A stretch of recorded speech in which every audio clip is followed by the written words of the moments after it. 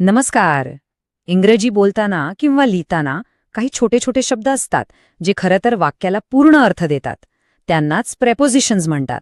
हे शब्द म्हणजे आपल्या कल्पना आणि विचार जोडणारे दुवे आहेत. चला तर मग आज आपण हेच सोपे नियम समजून घेऊ आणि इंग्रजी व्याकरणात एकदम पक्के होऊया.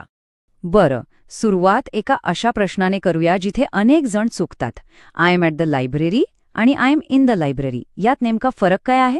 गंमत म्हणजे दोन्ही वाक्य बरोबर आहेत, पण त्यांचा संदर्भ खूप वेगळा आहे. जेव्हा आपण ॲट द लायब्ररी म्हणतो तेव्हा आपण त्या लायब्ररीच्या परिसरात आहोत. आत असू, बाहेर दारात असू, पण तिथेच आहोत. पण जेव्हा आपण इन द लायब्ररी म्हणतो तेव्हा अर्थ स्पष्ट आहे की आपण त्या इमारतीच्या आतमध्ये आहोत. हाच तो छोटासा पण महत्त्वाचा फरक जो समजून घेणं खूप गरजेचं आहे. तर मग हा फरक नीट समजून घेण्यासाठी आपल्याला अगदी मुळापासून सुरुवात करावी लागेल. म्हणजे प्रेपोजिशन म्हणजे नेमकं काय? चला बघूया. प्रेपोजिशन म्हणजेच मराठीतलं आपलं शब्दयोगी अव्यय. याचं काम अगदी सोपं आहे. हा असा शब्द आहे जो नेहमी नाम किंवा सर्वनामाच्या आधी येतो आणि वाक्यातल्या दुसऱ्या शब्दांशी त्याचं नातं काय आहे हे दाखवतो. थोडक्यात काय तर हा एक दुवा आहे, एक कनेक्टर आहे. ही सोपी व्याख्या लक्षात ठेवली ना की पुढचे नियम एकदम सोपे वाटतील. चला, व्याख्या तर समजली. आता बघूया प्रेपोजिशन्सचे प्रकार. सगळ्यात पहिला आणि महत्त्वाचा प्रकार म्हणजे जागेबद्दल सांगणारे प्रेपोजिशन्स, म्हणजे कुठे या प्रश्नाचं उत्तर देणारे शब्द. आता हे चित्र बघा. एक टेबल आहे आणि एक मांजर आहे. हे साधंसं चित्र आपल्याला खूप काही शिकवून जातं. बघा, मांजर टेबलाच्या ऑन म्हणजे वर आहे. आता तेच मांजर टेबलाच्या अंडर म्हणजे खाली गेलं. टेबलाच्या बाजूला असेल तर बिसाइड, वरून उडी मारत असेल तर ओव्हर. हे सगळे शब्द काय सांगतात? तर वस्तू कुठे आहे हे सांगतात. पण खरी गडबड होते ना ती या 3 शब्दांमध्ये, इन, ऑन आणि ॲट. हो ना, सगळ्यात जास्त गोंधळ इथेच उडतो. चला तर मग जागेबद्दल बोलताना हे 3 शब्द नेमके कधी आणि कसे वापरायचे याचा गोंधळ कायमचा दूर करूया. हा तक्ता बघा, सगळं एकदम सोपं करून सांगेल. इन कधी वापरायचं? जेव्हा आपण एखाद्या बंद जागेच्या आत असतो, जसं की I am in the class. On कधी? जेव्हा एखादी गोष्ट पृष्ठभागावर म्हणजे सरफेसवर असते. My books are on the table. आणि ॲटचा वापर होतो एखाद्या विशिष्ट जागेसाठी, एका स्पेसिफिक पॉइंटसाठी, जसं की मीट मी ॲट होम. सोपं आहे ना? बंद जागा, पृष्ठभाग आणि नेमका ठिकाण, एवढं लक्षात ठेवायचं. बरं, जागेबद्दल तर आता स्पष्ट झालं.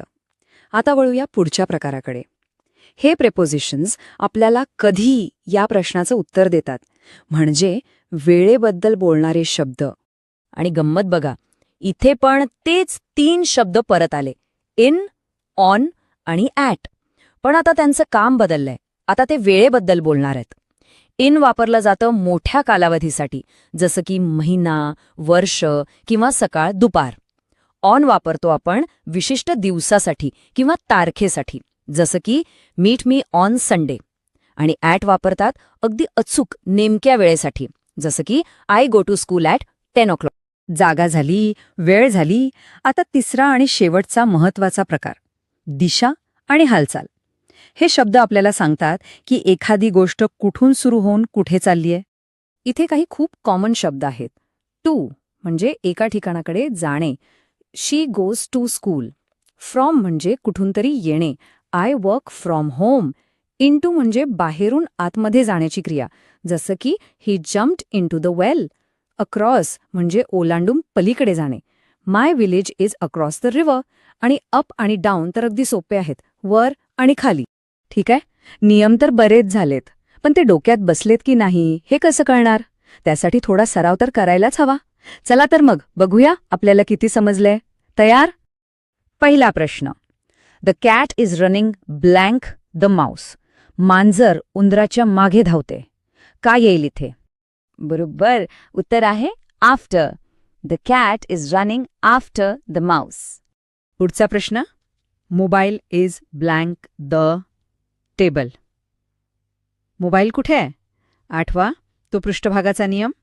अगदी बरोबर, उत्तर आहे ऑन.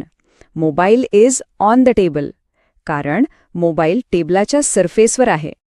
आता तिसरा प्रश्न, I go to school blank bus. प्रवासाच्या साधनासाठी कोणता शब्द वापरतो आपण? परफेक्ट उत्तर आहे by. I go to school by bus. Bus, train, car या सगळ्यांसाठी आपण बाय वापरतो. आणि हा शेवटचा सराव प्रश्न. The bat is blank boxes. चित्रात वटवाघूळ कुठे दिसतंय? आठवा तो बंद जागेचा नियम. एकदम बरोबर. उत्तर आहे in. The bat is in boxes, कारण ते बॉक्सच्या आत आहे. तर मग या सगळ्यावरून काय लक्षात आलं? प्रेपोजिशन्स हे फक्त व्याकरणातले छोटे मोठे नियम नाहीत. जसं इथे म्हटलंय, हे असे छोटे शब्द आहेत जे मोठे संबंध तयार करतात. ते आपल्या बोलण्याला, आपल्या लिहिण्याला एक अचूकता देतात, एक खोल अर्थ देतात. खरं तर प्रेपोजिशन्स आपलं जग जोडण्याचं काम करतात. ते ठिकाणांना, वेळेला आणि आपल्या कल्पनांना एकमेकांशी जोडतात. आज आपण हे जोडणारे शब्द तर शिकलो, पण खरा प्रश्न हा आहे की या माहितीचा वापर करून आपण आपल्या जगात पुढे काय जोडणार आहोत?